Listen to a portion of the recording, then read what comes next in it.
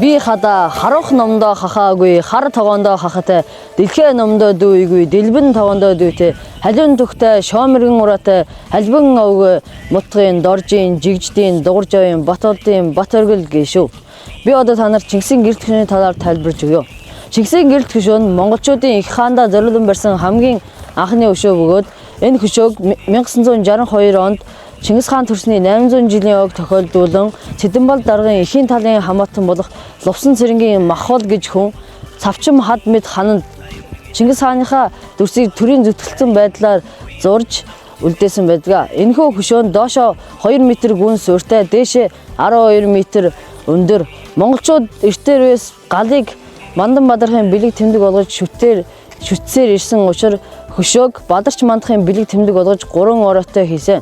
Энэ 3 ороог өөрөөр тайлбарлавал ирээдүй одоо өнгөрсөн гэсэн 3 цагийн бэлэгдэл болдгоо.